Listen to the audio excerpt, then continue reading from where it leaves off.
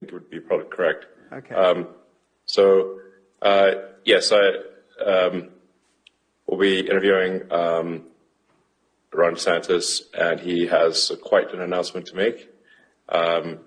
And will be the first time that something like this is happening on social media, and with real-time questions and answers, not scripted. Hey gang, it's me, Dr. Steve. So today is the day. It's being widely reported that Florida Governor Ron DeSantis is indeed going to announce his candidacy for president of the United States. And he's going to announce it on Twitter and, as you could see, alongside Elon Musk. Here's the campaign commercial they just dropped last night.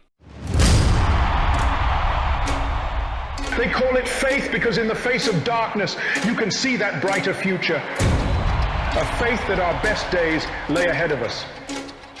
But is it worth the fight? Do I have the courage? Is it worth the sacrifice? America has been worth it every single time.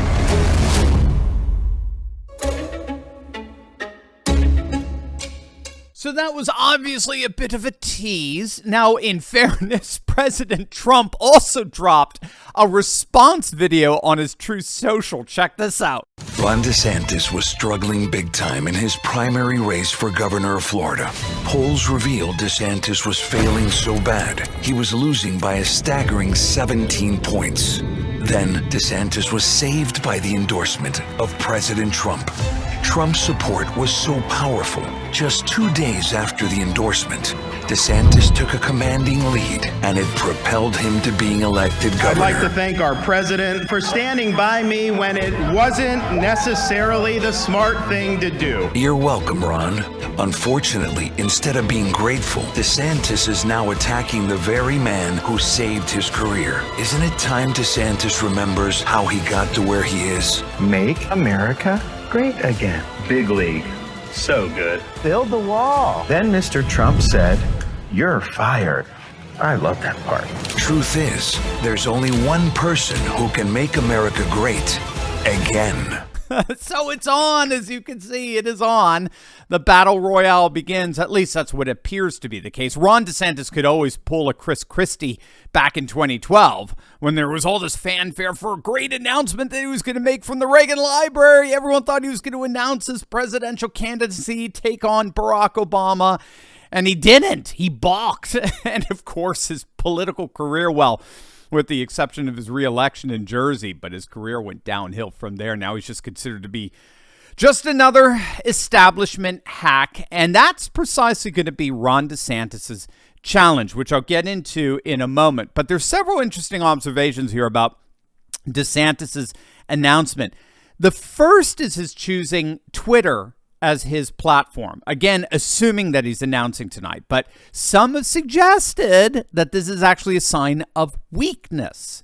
In other words, he's choosing Twitter for his announcement because he may have concerns about drawing a large crowd in person, right? In fact, a recent event in Iowa had DeSantis only attracting about 300 attendees. So this actually may be a sign of weakness. Now, Musk being there helps out, of course, right? With Musk's support, DeSantis is showing that he represents the next generation Republicans that can attract a wide swath of support among disaffected Democrats. Again, we need to remember that this was part of the secret sauce to Trump winning in 2016. Nearly 200 counties in states like Ohio, Pennsylvania, Wisconsin, Iowa, Michigan that had voted for the Democratic presidential candidate in every single election since 1984 suddenly swung over and voted for Trump, upwards often by a 20-point margin. This was all part of a massive defection from the Democrat Party of blue-collar manufacturing workers, factory workers, who've historically voted exclusively Democrat, but who defected in droves to vote for Trump. So the $10,000 question is whether Elon Musk represents a comparable kind of defection.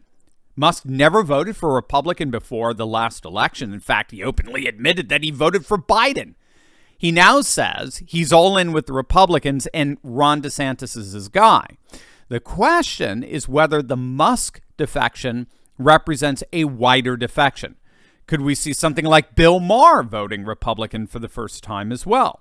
Are we seeing a pattern of disaffected center-left liberals who hate all things woke rallying around DeSantis rather than the Democrats.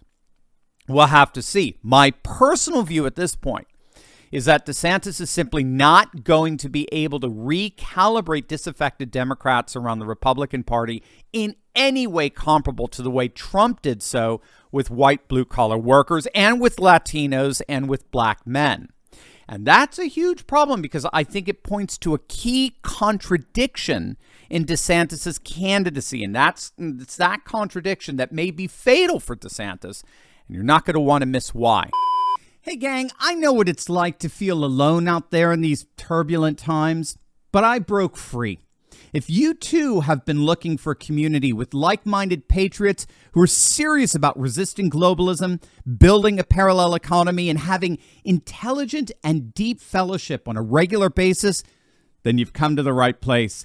In my Courageous Patriot Insiders community, we're building a close-knit movement of, by, and for patriots who are breaking free from the outrage and despair cycles of the mainstream media and taking on the fight against globalism. Every week, I deep dive into the content I can't share on big tech and give you the cliff notes on the truth of how patriots just like you are building up their communities, starting patriot businesses, and fighting the woke in both public and private. All with a few history and political lessons from yours truly, of course. If you want to stop feeling alone as a patriot and stand together with this fast-growing community, be sure to click on the link in the description below. Don't wait. Join me and my Patriot Coalition today, and let's get fighting. Here's the fundamental contradiction that I fear is going to plague Ron DeSantis' campaign. He's trying to run as a populist anti-establishment candidate on the one hand, all the while being backed by the Republican establishment on the other. He's trying to run as the successor to MAGA on a record of destroying wokeness and dismantling the liberal establishment in Florida and the like. All great things. And yet, he's being thoroughly and aggressively backed by the very Republican establishment that has provoked the populist backlash in the first place. It's worth noting that DeSantis has garnered support from all the notable establishment globalists like Reid Hoffman, Paul Ryan, Jeb Bush, and most especially the guy who just fired Tucker Carlson, Rupert Murdoch. And the entire Fox Corporation, New York Post, National Review, all Republican donor shills, all thoroughly Republican establishment media outlets, they're all shamelessly pushing DeSantis. In fact, it's being widely reported that as we speak, allies for Ron DeSantis are amassing upwards of $200 million to defeat Trump in the 2024 presidential race. I mean, who needs Democrats when you've got establishment Republicans? The plan apparently involves an extensive voter outreach push, hiring numerous field organizers, securing endorsements, running ads, and organizing coalitions in various states. It's all being orchestrated by a super PAC called Never Back Down.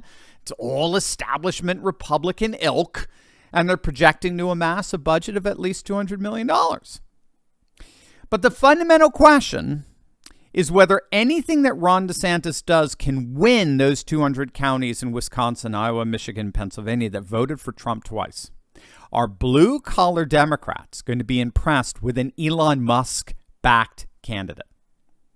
We may win over a couple of Bill Maher types, but lose those 200 counties that the Trump candidacy guarantees. Can an establishment-backed candidate win anti-establishment votes? I don't think so. But obviously, we'll have to see how this all plays itself out. At this point, I don't see DeSantis having much of a chance here with this contradiction plaguing his candidacy. But we'll certainly be keeping score on how things develop.